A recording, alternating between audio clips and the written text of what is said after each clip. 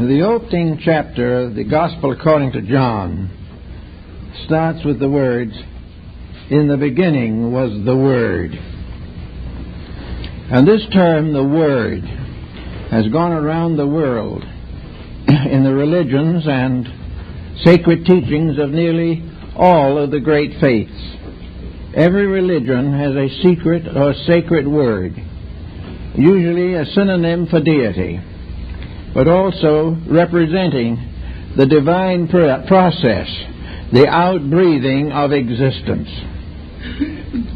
In this little planet where we live, probably the only creature that is capable of even attempting to understand the mystery of the Word is man. Humanity has the power not only of speech, but of articulating through speech thoughts, ideas, emotions, and all a wide gamut of intellectualisms, emotionalisms, and physical attitudes. Therefore, we should give some thought to the use of language, use of words. And that is probably especially practical at this time, where we are on the verge of a political campaign in which a great many words are going to be used. They're going to be thrown in all directions. And as we study them, we will realize gradually that words are dedicated to three different levels of usage. The first and most important level is the word as truth. The second is the word as hope. And the third is the word as fear. And even in daily living, many of our word terms and our expressions are used to sustain, support, or protect the individual from some attitude or circumstance which he feels is hazardous or detrimental to himself. So we study the problem carefully. We come to the realization that we are dealing with a very important commodity. Words are not just things. Nor Webster, in the development of his dictionary, made the statement that a dictionary is not a book devoted to the meaning of words. It is devoted to the usages of words. Most of the words that we use, we do not understand. Most of the statements we make are not clear, not positive, and if they are both clear and positive, they may still be untrue. Words are very complicated things, and they should be used with caution.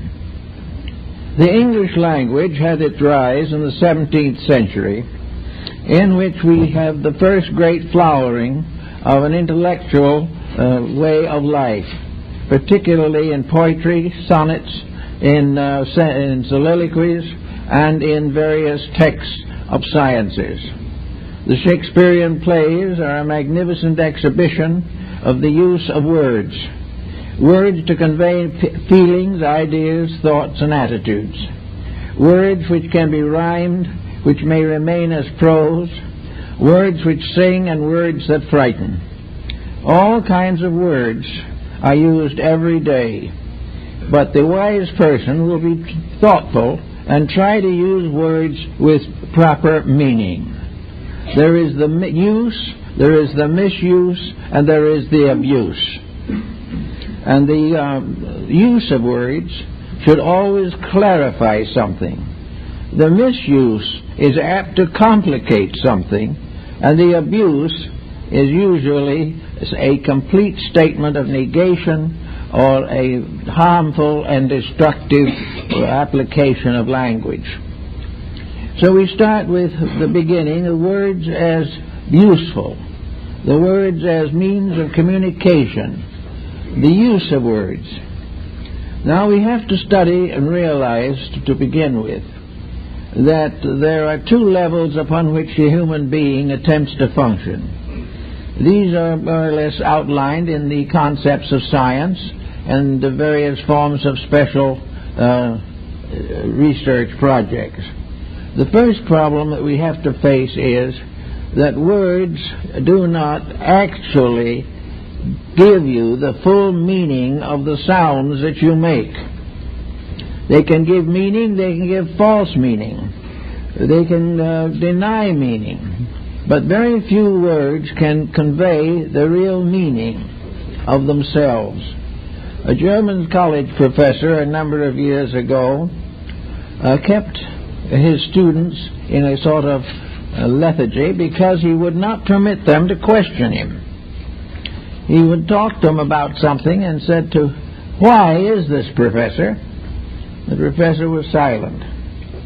After a long series of such experiences, the professor finally confessed the facts of life as he understood them. He said, "We can only answer the question why by substituting for it the question how. When we say why, we mean how."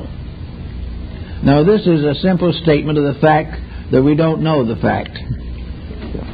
It is a clear indication that the why is unanswerable, or at least is so dim and obscure that it cannot be applied to any definite situation.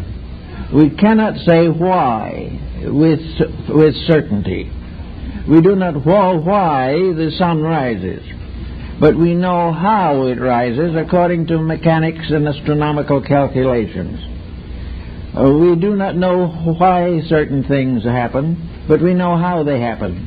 We do not know why man was created, but we know how he was created to a degree, so that the use of the word why has been almost abandoned in higher intellectualism because of the simple fact that the individual ultimately has to face his own ignorance. And to answer the question that is asked by why would require a knowledge beyond that possessed by the average human being. So we are confronted with the fact that we must deal with secondary facts. Primary fact remains elusive and beyond our comprehension. So we actually are constantly using language with certain defeatism inevitable.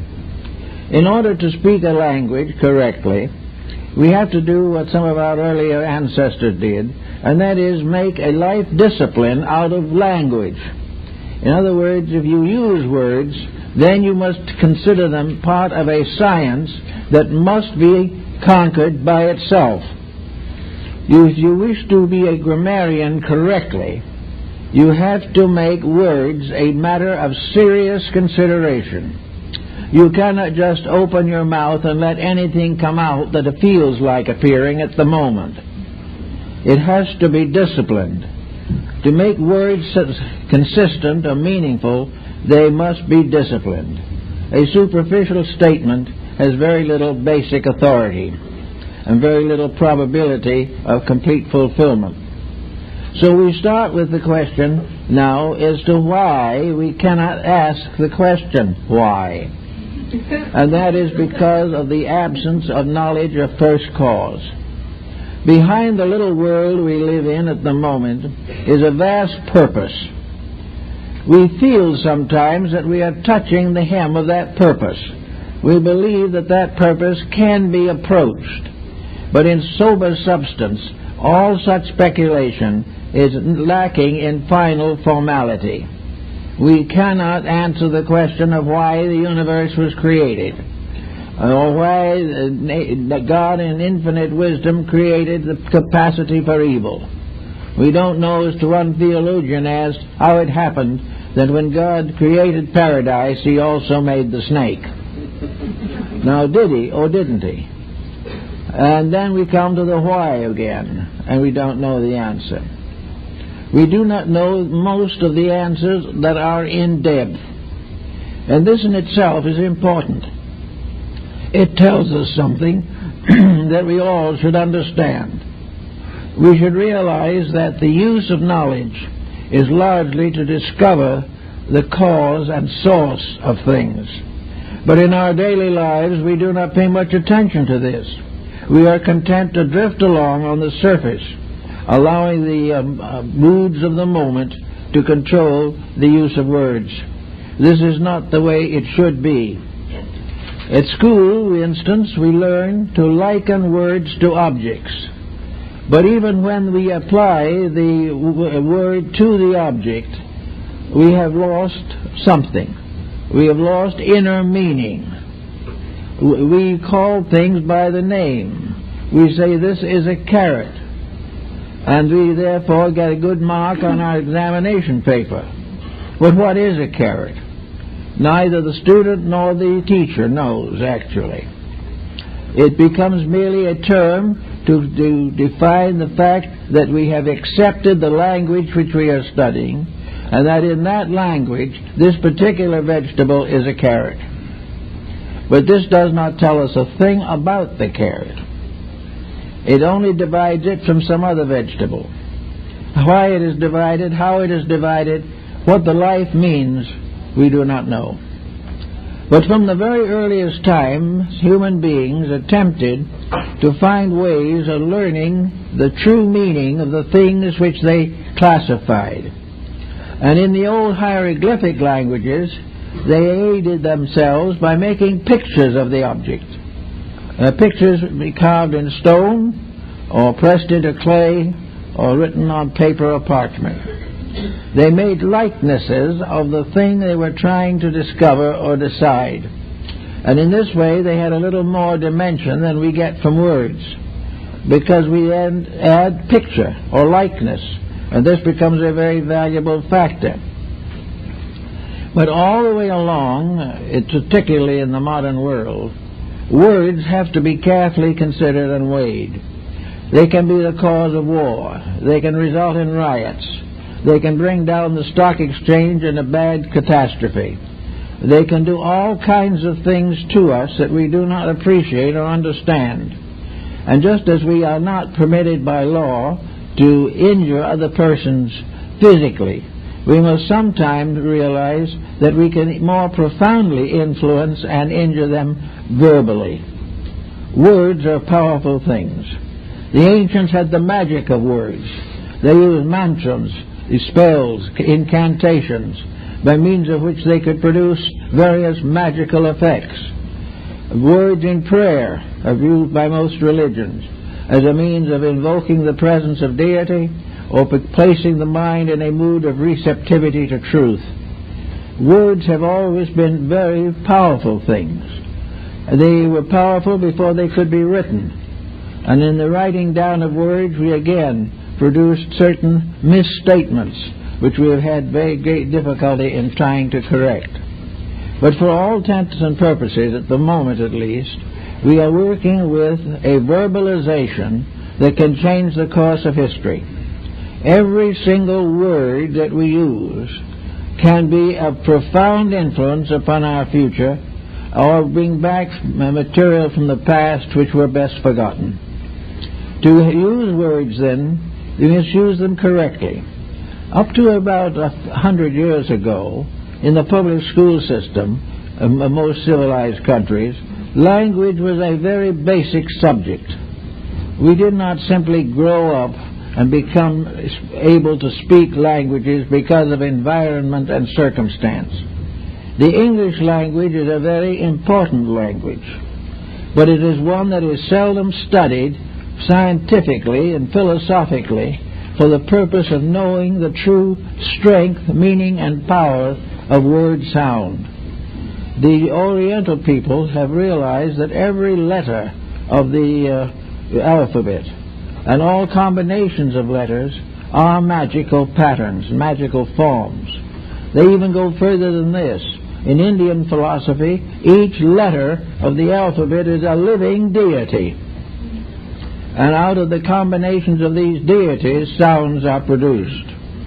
The vocal cords are a kind of vina, by means of which the individual can make a melody of his thoughts, emotions, attitudes, and beliefs.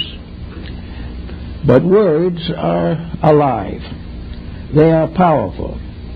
The esotericists of Europe, such as the Rosicrucians and those schools, held that words were so powerful that once spoken they never die. That a word goes on as a rate of vibration forever. and that from the lyrics must ultimately be born a new form of generation, by which propagation will be by the spoken word. This is found in the writings of the old alchemists and others, who realized that the vocal cords were the positive pole of the generative system, and that the vocal cords would actually come in due time to be the source of all eternal life. That all lives that have a continuance, either in time or space, are produced by vibration, and vibration is man's instrument of creation. We don't realize this now, and probably won't for a long time, but the fact remains that if we say a word, that this is a sound that is a part of life. It becomes an eternal part, just as much as a germ or a cell or any other minute unit of life goes on, even though its echo dies out. So we know that if they say a word that is destructive, that it adds to the burden of the world's misery. All these different things, like different types of human error, accumulate. We find that temper builds up. We find that all kinds of moods and attitudes become deeper and more powerful, until finally, who knows, the answer is a whirlwind or a tornado. But all destructive vibrations do continue long after we do not hear them or see the consequences anymore. Everything that is negative destroys part of the harmony of life. And as long as the human being is devoted to anger, hate, fear, jealousy, he will also have to pay for these moods in sickness and misery. Therefore, in using words, we should be very careful to use only the ones, and you use them properly, that will most likely produce concord, harmony, amity, and relationship. In this particular case, I think in the words we can say that use of a word is to convey meaning as far as is possible. The word is used to say something that is, to us at least, true. It might not be true to another person, but if it comes from the true course of our own integrity, then the word is properly used. In conversation, there is no need to constantly consider these techniques, but there is an over problem which is usually solved by outside circumstances. By religion, for example, the individual is induced not to use destructive words. He is not permitted in his religion to nurse hatreds, nurse jealousies, or think or speak ill of other people. This being true, the words themselves are tempered and become less powerful for a destructive end.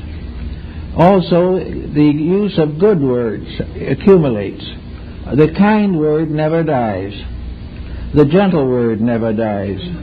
The creative, the helpful, the hopeful words, these live on. They go not only to the person to whom they address them, but they are rates of vibration. A word is something that man can create, but which does not die after it is once created. Therefore, words, like thoughts and emotions, are immortal. They go on long after what we have suspected they stood for. And the word in itself, passing into another life, another person's life, and influences the life of that person, changes a habit, corrects a mistake, strengthens a hope, and therefore continues to be an immortal factor, not only to the person but to the generations which follow after. Also, therefore, the misuse of words is a very serious mistake. Now, a misuse can come from ignorance, which the individual cannot help because he is not well enough informed. But on the other hand, if he is ignorant and he uses the wrong words and gets himself into difficulties, this should be an inducement to overcome or change the basic nature of the individual himself. Usually, negatively used words in good-natured people represents a type of ignorance.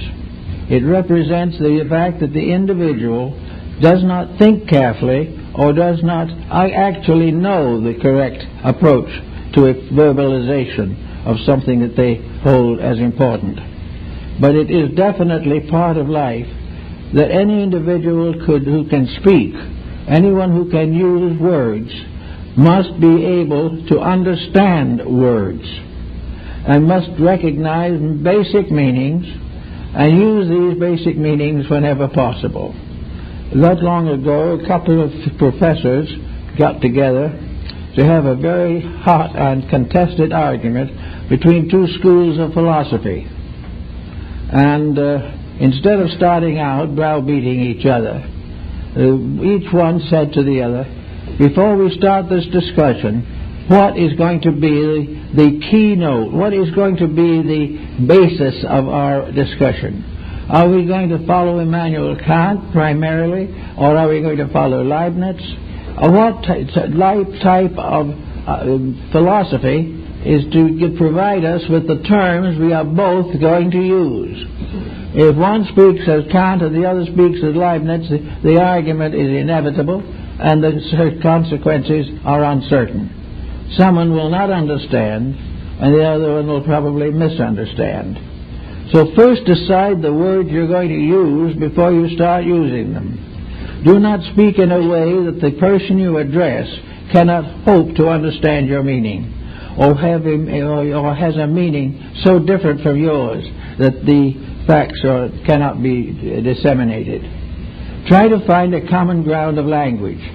The common ground of language, as the Pythagoreans noted, is the simplest possible approach.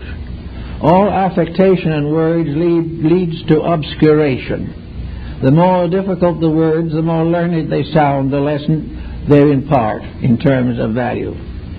Pythagoras suggested definitely that the best way to correct the difficulties of language was to keep quiet. And he advised this so firmly that he practiced 5 years of silence himself and required the same action on the part of his disciples.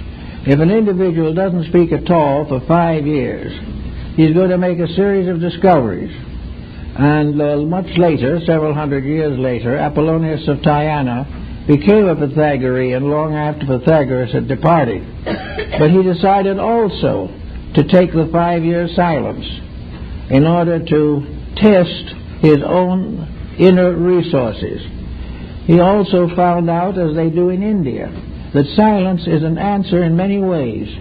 First of all, the individual does not make a very serious mistake by not passing judgment.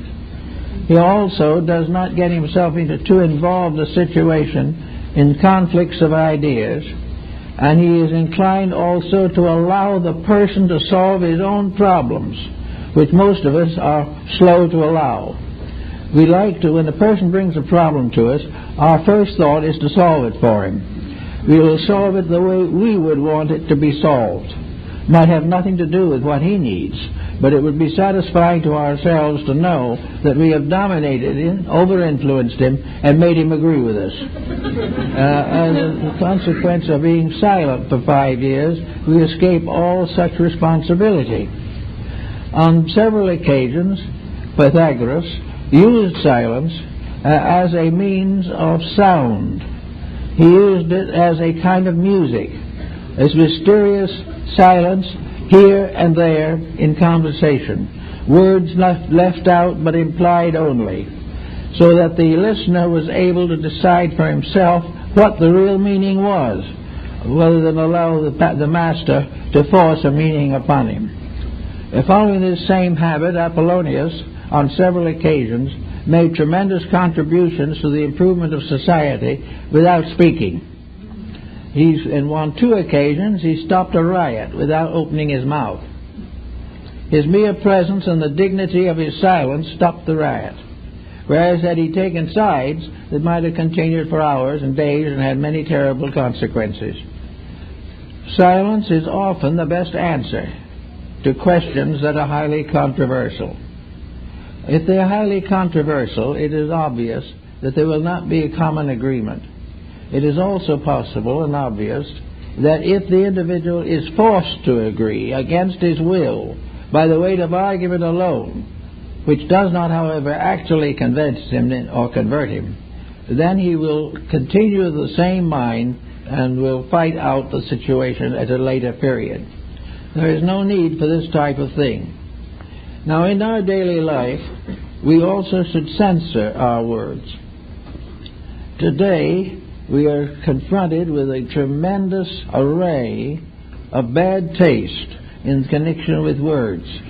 Entertainment is loaded with words, thoughts, and attitudes now made vocal, which are against the better taste and judgment of mankind.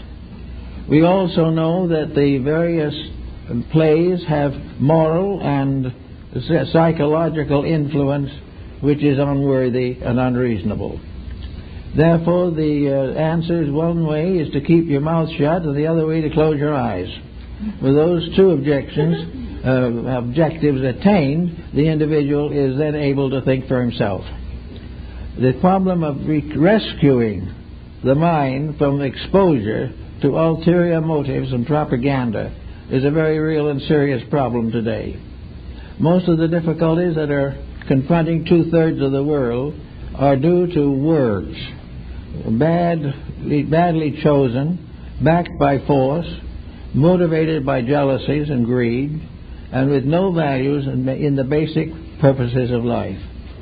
The Neoplatonists of Alexandria used the concept of words to be a sacred procedure, that any word that is spoken must come from the soul. If it does not arise in the soul and bring the mind into order, then it cannot be safely communicated to the outside world. All of the way along, the individual must put a bridle on his own tongue and must use words to be of value to society and to himself. Nearly everyone gets into trouble with words. Homes are broken by them, arguments split families wide apart. They also divide nations, continents, everything you can think of will come into verbal conflict over words. These words are used often to support physical force or to cause it. Actually, most of the troubles of mankind are due to too much talk and too many arguments, which are totally unnecessary. Many creatures do not speak. They do not need to, because habit and instinct and a kind of psychic overtone gives them the communication they need. With man, however, the problem of speech remains to the bitter end a matter of great concern to all human beings. Historians, of course, use words to influence the reader, and it is generally admitted today that 90% of history is written by victors at the expense of the vanquished. We always make a villain out of the loser, regardless of the circumstances. So we have all kinds of problems in history. We take the words, we believe them, but we don't know whether they are true or not. We make truth choice on the basis of what we want or what we expect or what is in common to our present consideration. We decide that the historian is correct if we agree with him. He is incorrect if we disagree with him, when in reality the facts of the matter are seldom actually considered. Now another, we can say there's the use and misuse, and there's an abuse of words. Now, the most basic abuse of words, of course, was in the medieval and ancient times in magic, black magic. All kinds of spells and invocations came into existence for the purpose of injuring people, destroying enemies by psychic means, the invoking of spirits, the invoking of demoniacal monsters. The whole science of necromancy was based upon spells and conjurations of words. Also, we might know that as opposed to these are prayers, which are probably the highest usage that we make of words. is to pray if our prayer is simple and honest. If our prayer is greedy, or we are very highly selfish in our thinking religiously, then we fall back into trouble. But we may say that prayer is the white magic of words, and that necromancy, spells and conjurations are the black magic. So that every word that we do say, regardless of what it is, has some kind of a consequence. It may be spoken to the winds, but it still has a consequence. It may be spoken in haste or at leisure, but it is still an important thing. And it is something that should not be allowed to escape the control of the will or the integrity. We find people who would never really hurt anyone who will lie about them. We know people who will gossip and who love to carry stories and things of that nature. We find others who have a tendency to downgrade anyone who is in their environment because of jealousies. We find all kinds of misuse of words to the satisfaction of negative attitudes or purposes. This is something that from the standpoint of our daily life we should give a lot of thought to, because over the telephone in the course of the day enough gossip goes back and forth to break 1,000 homes. It's not intended to do it. It's not done from complete viciousness, but it comes from the idea of communicating something not generally known and enjoying the sense of being party to a secret. In all substance, these things are wrong, and let's see, the vibratory consequences are worth considering. Suppose for a moment you have a little bit of gossip that sounds rather good to you, and you want to tell your friends about it. There are things happening inside of yourself. The first thing that might happen to you would be to question the integrity of the information. This, however, is usually passed over lightly. We assume that our friend knew. The second problem is, who is it going to help?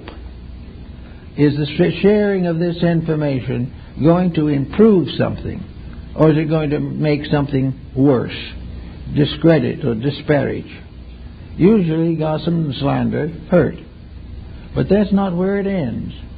That little phrase that hurts, or the thought behind it, keeps right on living. It gradually mingles with others, and gradually we build a political situation, or build a domestic situation, or a community situation, in which values are destroyed by loose talking, or by uninformed communication. All these things add up. They don't fade away. They do not disappear into oblivion. These things keep on living, and the ancient people believed that all these little thoughts became imps. All negative things were little demons, all beautiful things were little angels, and that the individual guards himself by surrounding his life only with good things, and the good things in this case being a consciousness within himself of fairness and integrity and of forgiveness. There are many cases in which forgiveness is an important problem in vocalization. People want to be forgiven, or they may want to forgive. The effort, however, may or may not be successful. In either case, we have the person vocalizing an attitude. And this vocalization, as my old phrenologist friend, Dr. Bronson, used to say, this is an attitude that comes out of your mouth and goes into your own ear. In other words, it goes around the side of your face and goes back to you. Whatever comes out of the mouth goes back into the mind. If there is inharmony, there is cruelty, there is thoughtlessness coming out of the mouth, that will return into the brain itself, or into the mind. And the problem of the mind as a factor in communication must always be remembered. Each person, before he settles down to becoming a philosopher or going into the higher mysticism, should make a fair estimation of his own character and temperament. He should look for the problems that are difficult for him, and if he is uncertain, he may be brave enough to ask a friend or two what they think about him. This takes a great deal of courage and has broken a great many friendships. But it is still a very useful thing to do. We should be grateful for it, but we seldom are. But in any event, these things, everything in life is a motion. It is a vibration. It is a living thing that affects other living things. And therefore, thoughts are things. Words are things. The mere fact that there was no witness to what we said doesn't mean that it is not there and will remain. The witness may show up years from now, but within the individual himself, everything that he says and everything that is said to him has a life, has a vitality, has a continuance. The nagger sets up a pattern which turns against himself. Now, nature has many ways of punishing mistakes. In the most probable, common way, in words and things of that nature, is to punish them by getting someone else to say something unpleasant or unkind as a retort. It ends in an argument. The two individuals get locked in a debate which makes both of them ill, leaves them tired and distracted and unfit for the common responsibilities of living. We can't afford it, especially now. At this particular stage of our international relationships, words can be very dangerous. They can cause the individual to lose track of his own growth because he becomes immersed in something which he can do nothing about. It is much better to be calm, mild, thoughtful, and retain judgment and refrain from all personal animosities. We cannot afford to hate people even if they're wrong. We cannot afford to spread false rumors simply to become part of an electional procedure. These things endanger the future of nations, and they do the same thing in the private life of individuals. A little gossip and a little slander can break a home and destroy the lives of the children trying to grow up in that home. Everything that is possible in words and in thought and in action should be constructive. It must have a meaning that helps and not by meaning that hurts. It must add to something and not detract from anything. It should add to a better way of living. Therefore, we have another interesting division. The Greeks said that man speaks in prose, but the gods speak in verse. Most of the scriptural bookings of the world were originally in the form of poetry. The sagas and Eddas, the Upanishads, all the different sacred books were done originally in verse. Most of the Old Testament was at one time in verse.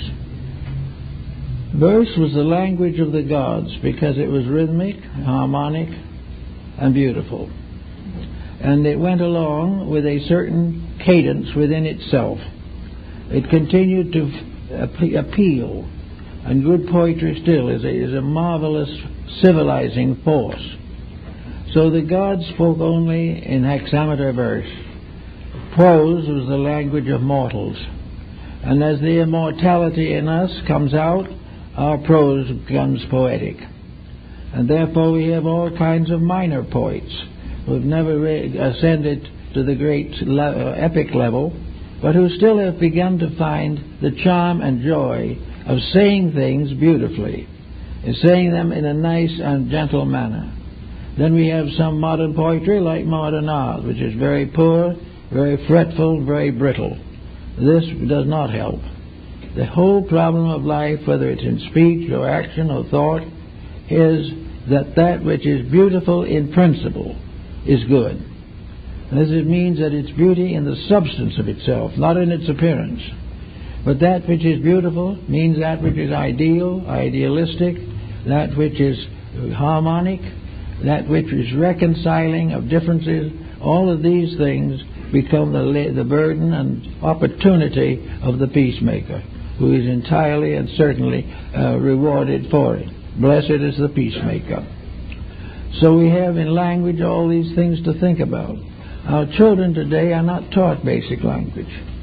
They are taught the names of things and believe if they have the name that they know the thing. So if someone asks them, what is a carrot? they are apt to say a vegetable and get the correct marking. But they don't know what a character is, or a carrot, or anything else. They do not understand, but they consider the subject closed by the name. And the same is true in many different developments of life. We give names to things, answer them according to their names, and consider that enough. This is one of the points that was made by Comenius and Holbeck in connection with education. The problem of finding out the name of things in terms of meaning. And the way to gain meaning is to recognize the basic vitality of the subject under discussion. Hartlib made a point of this, and so did Comenius. In other words, you have to be able to feel the facts of a thing, not merely listen to it by dictionary. You have to participate in the experience of something in order to know it. And that was why such an emphasis was placed upon preschool education. The problem is very certain that the faculties of true understanding have to be developed before schooling comes, or the schooling will be very largely rejected. We will finally end up with the individual memorizing the words and knowing nothing about the substance. So the person has to learn to recognize substance first. And the first substances of life are not learned in school, but in the preschool period of childhood, in which association with other adults or with others of its own age group these result in certain basic experiences of like and dislike, of acceptance and rejection. These things we gradually learn intuitively. Then when education comes, we give meaning to words. Otherwise we give no meaning. And we just keep on using words without giving them any substance, essence, or vitality. Students working with the various systems of thought today also will find a study of words very rewarding in connection with beliefs.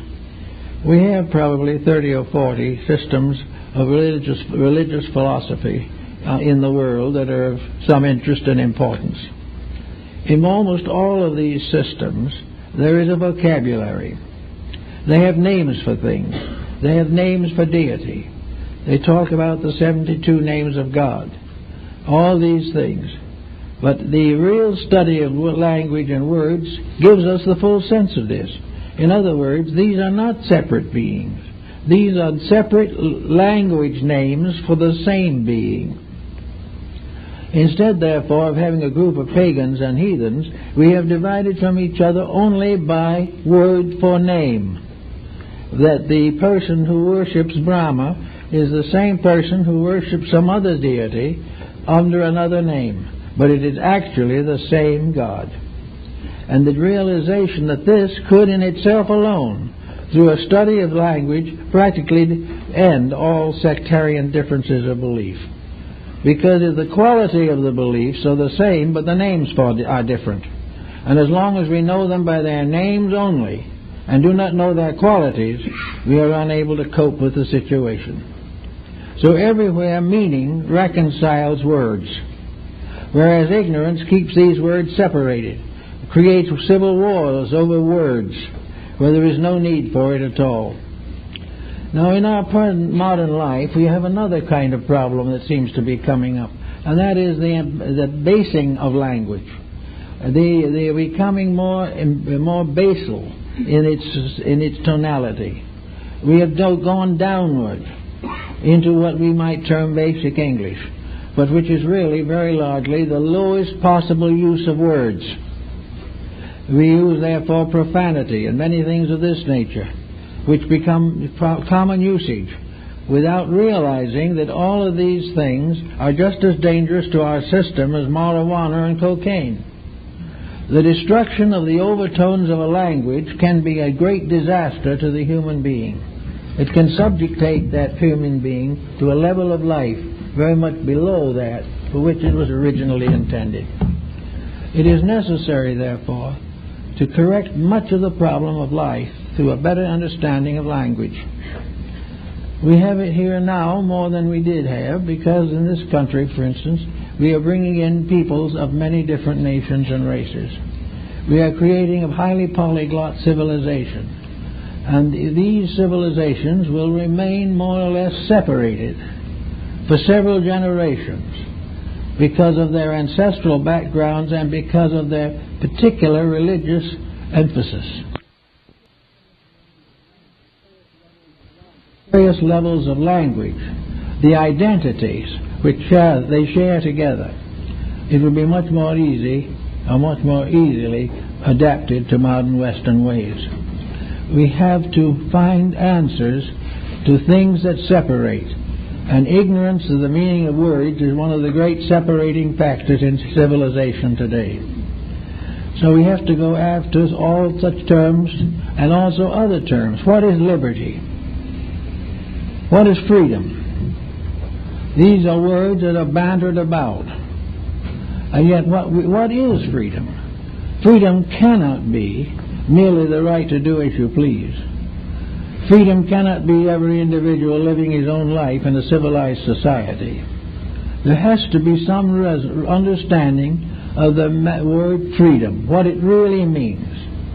And of course, in the last analysis, it really means the right of the individual to be right. It is his possibility to be what he should be, and which he never or very seldom actually is what he should be. So we have liberty as the right of the person to be a decent citizen, the right to have a free understanding of the good in all things, the right to appreciate his neighbor, the right to go above differences to the great essential unities of life. If these things are not appreciated, then the words have failed to carry their message. So we have all over today all kinds of cliques and clans and sects. We have anarchists and activists all fighting really over the same thing, all actually missing the point. Missing the real point of the whole thing being that truth makes peace, error makes war. If the individual understands the facts of his own faith correctly, he will discover that the faiths of all others. But if he becomes merely a bigot of his own, and intolerant of all that he does not believe to be true, then when he attacks the other person's belief, he is only attacking his own belief under a different name. All of these things come out in the study. Now we have new words all the time. Words usually are increased by various specialists and special phases of life. As various arts and sciences have become increasingly complicated, new words are continuously invented. Some of these inventions are trivial, some of them are really of no significance whatever, but gradually a language builds up to immense proportions. And as it grows greater and greater, it has a tendency to separate the various strata of civilization. By the time we add 10 or 20,000 highly specialized words to our vocabulary, we have lost contact with millions of human beings to whom these terms will never be familiar and will never be generally useful. It is therefore very important that we divide language as the Egyptians did. The Egyptians had two kinds of language. They had the language of the marketplace and they had the language of the temple. The sacerdotal languages were not communicated to the public. You couldn't buy and sell apples with the sacerdotal languages. They had their own argot sufficient to the needs of commerce. But those higher terms of language were reserved for meaning that was exalted and was not going to be degraded by being tossed down to a group of persons who would never understand them. So that the languages are of two types. There is a language suitable to the physicist. There is a language that has a special meaning for the physician. There is a language that is particularly necessary in the courts of law. There are languages in laboratories and in research groups and in all kinds of trades and professions. But beside these, there has to be the common language. And that common language is simply the common usage of words for the purposes of living and the purposes of communication. We cannot communicate with specialists except in their own terms. And gradually they restrict their own interpretations until they subdivide into infinite numbers of groups. Yet behind it all, under it all, is the common language that we have to use for the needs of life. We have to say, I'm hungry, I'm tired. We have to say, I am old, I am young. And we have to use a whole world of common usage which should be kept as it is, primary and just. And no specialized language should contradict the general voice of the world.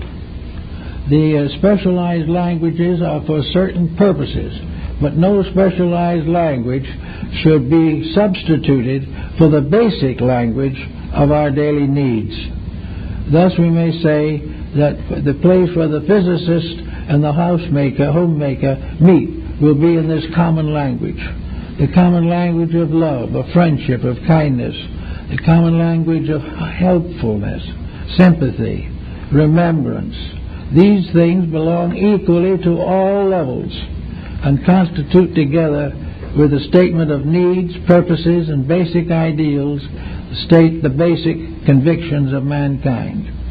This is one of the reasons why we have trouble today between science and religion. We try to use scientific language to explain religion, and it won't work.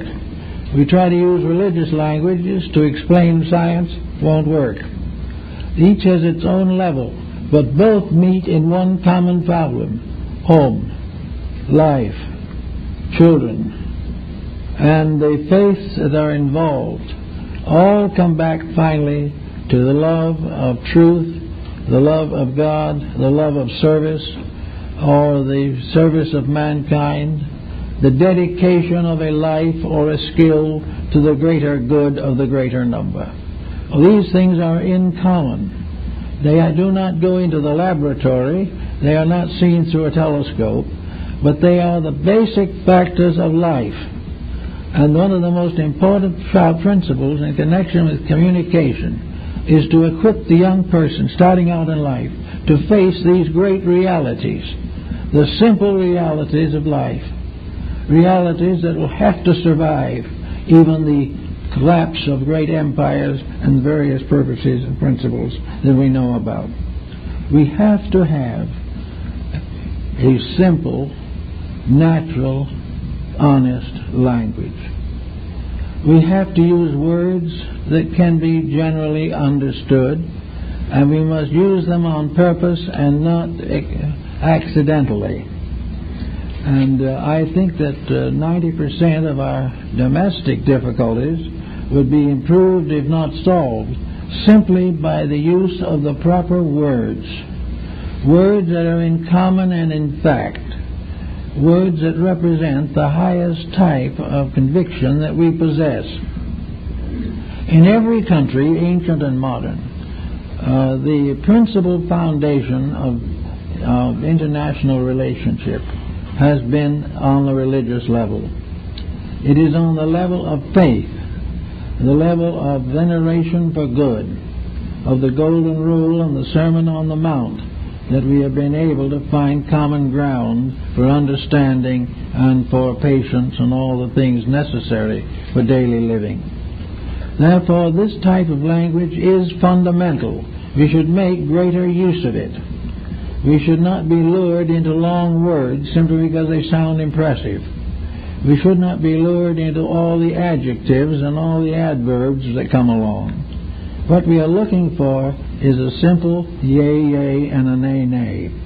To do or not to do, that is the question. What we say, what we believe, what we think should be a straight statement of ourselves in the fewest possible words and in the shortest possible sentences. To get to near the facts, the more elaborate our discussion, the further we are from something. We never are able to cross the intervals as long as we allow excuse and elaborate interpretation. In the old days, many people were very unhappy over the churches. Many of the old churches were very much given to lengthy sermons. When the pews were solid wood without cushions, and most of them didn't even have a back, and the beagle was watching constantly, it was not easy to listen for 2.5 hours to a rather dry sermon by an uninspired preacher. It was just more than most people could endure. We've gradually gotten it down now to about a 15-minute sermon. This was always suitable, always proper, because it would not be the length but what was in it. A message that all one would understand could be given in 15 minutes. From that time on, you began to lose people. And by the time you got through with 2 hours of it, most of the meaning was lost. In the act, the minister himself didn't know what he was saying. These differences are being changed, but now we have 15-minute sermons. But unfortunately, they're not too vital either. Something is happening. The facts of life are being constantly obscured, accidentally or purposefully. We are doing everything possible to complicate our condition so that it will be more and more difficult to understand it. The danger being that if we understand it, we know we were wrong. If we understand it thoroughly, we wouldn't do it. But not understanding it thoroughly, we do it enthusiastically. We have forgotten that our ignorance is carefully concealed under an elaborate intellectualism that has nothing to do with common sense or with the realities of life. We are failing not in the fact that we're not getting that spaceship off the ground right at the moment due to combustion problems. We are not in trouble from those kind of causes. We are in trouble because on Earth here we are not able to face facts. We have talked ourselves out of reality. We have made a complicated pattern with marvelous vocabulary, with new uses of old words and old meanings of new words. We've done everything possible to obscure the simple fact that we're in trouble. We know that the world is in trouble, but we can't face it that way. We can't do it as some Middle European family would have done it 200 years ago, simply admit we were in trouble. Now there are all kinds of complications. There are promises, there are hopes, there are new projects, but it all sums up to a mass of words. And the mere mass of words cannot obscure the problem that we're in deep trouble. And this trouble is being intellectualized, dramatized, and vocalized so that we won't recognize it. But it's there just the same. And it's going to be there till we do something about it. So words will never do it. The thing that will have to be done is certain simple processes will have to be transformed from vocalisms and verbalisms to simple acts of doing it now, to do the things that are necessary. A few words, well spoken, will take care of the situation. We have too much to say because by doing it that way we can conceal so little that we know. And if you talk loud and fast, people will suspect us of intelligence. When in reality, that is the proof that we are not thinking. And words become the basis of the release of thoughts. But only a thinker can have words to say that are worth anything. So the individual must grow up inside of himself before his words are important. We have had in the course of time a great many people come in asking help and so on. And in many cases the problem is simplified to one very pointed point. Namely, that people have taken advice from other people. And these other people didn't know what they were talking about. And yet they had the sense of authority, the power of authority, and perhaps the legal power of authority. But they were wrong. Trying to follow them, people got into further trouble. Actually, freedom under a democratic system is, as I said before, the right to be right. It is the possibility of the individual having the right and privilege to do his own thinking, and in thinking to prepare his own concept of life, and in preparing his own concept of life, gaining a point of view which enriches his words. If he knows what he's talking about, his words are important. If he doesn't, no matter how pretty they are, he's getting nowhere. So the individual, to use words properly, must also put himself in order. He must do the things that are necessary to prove to himself first and later to others that the advice that he gives is founded upon fact, not upon hearsay, that he is reporting things known to be true and not things that have been passed from one person to another as hearsay. We are now in the midst of preparation for another election. It's coming in the next few months, and it's part of a process. Now, the process isn't wrong. No system of government is really wrong if it is honestly administered. None is any good if it is dishonestly administered. And somewhere between the honesty and the dishonesty, there is another little level called ignorance. Nobody knows what the problem is or how to solve it. But we can get a good idea from this, imagining the votive power of the country as one person, the one voter. And in that one person are all the conflicts, all the uncertainties, all the debates that we have in the great political structure. This one person has to believe something, he has to say something, he has to do something, and he is like ourselves. He is in the midst of a situation that he cannot solve simply by political process. He cannot get himself or his world out of trouble merely by electing another person. The only way we solve a problem is to go higher than the problem. We've got to do something better than we did it before.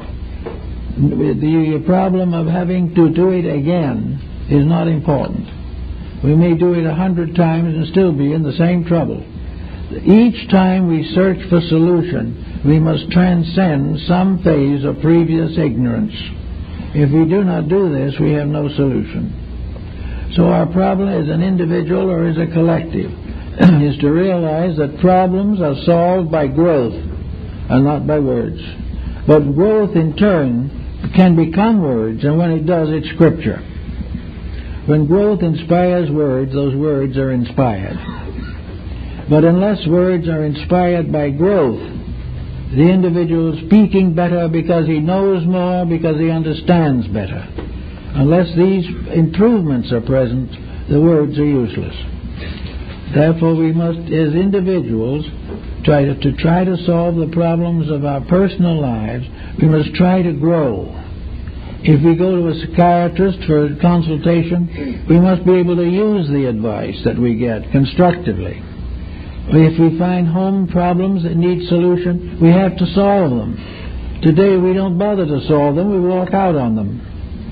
And we walk out on them because today we are not studious. We are hoping and continually hope that we are living in the fun generation. And there's nothing very funny about what's happening. But we've got to learn to grow. And to grow, we've got to stop listening to other people and begin to do what in our own hearts and souls we know is right. If we keep on taking the advice of people who do not know either, we will all be in trouble. So we have been given a mouth to speak with. And the Greeks had a little phrase for it, that we have been given 2 ears so that we can hear. We have been given 2 eyes so that we can see. We have been given 2 nostrils so that we can breathe. But we've been only given 1 mouth because that is all we need to talk with. We do not need all, we need 6 ways of taking it in, but only 1 way of giving it out. And this is a very good rule for us to follow throughout life. But we do have to grow. And that's what I hope definitely is the goal of a reorganization, regeneration, reformation of our entire system of government and citizenship. We've got to grow. We've got to outgrow waste. We've got to outgrow dishonesty. We've got to outgrow extravagance. These things we have to conquer.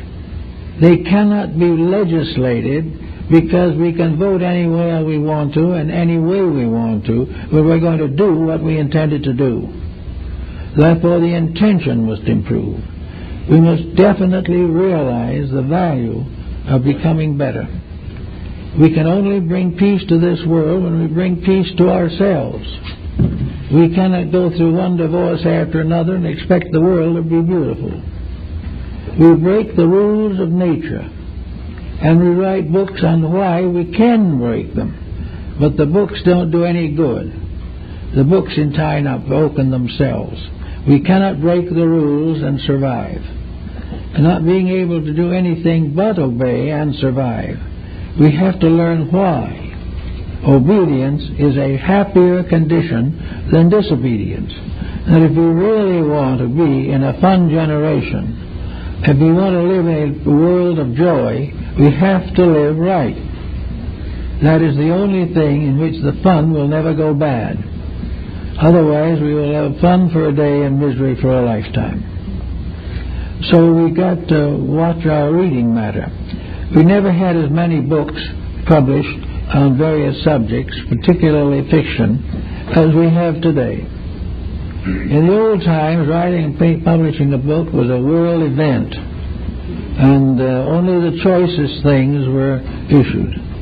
Today we are printing and publishing an infinite variety of material. Some of it is good. Some of it is passable. A lot of it is worthless.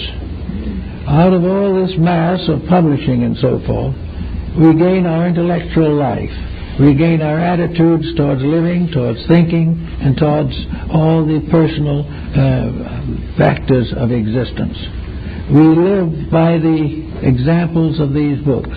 We see them on television screens, we read them in books, and we see them in the neighborhood. And out of these things we definitely create our ethics. But what most of us do not notice when we see these things is the results. We don't see the misery that is the result of breaking rules. We hear an elaborate discussion of what to do, and when we try to do it, we're nowhere. We also have to realize that words can be treacherous. They can sound well and do nothing. And many, many products are sold on worthless words. We have them in written advertising, we have them in television announcements, and we have them on the printed page. These things may be very appetizing and inviting, but they're not true. We are constantly breaking the rules because we believe what we read or what someone says. And sometimes what someone says simply cannot be believed. And in religion and morality and ethics, this is especially true. We have to have the personal integrity of choice. The individual will have to read or listen to the right things if he wants to get himself put into proper shape. He will have to recognize the discipline he needs.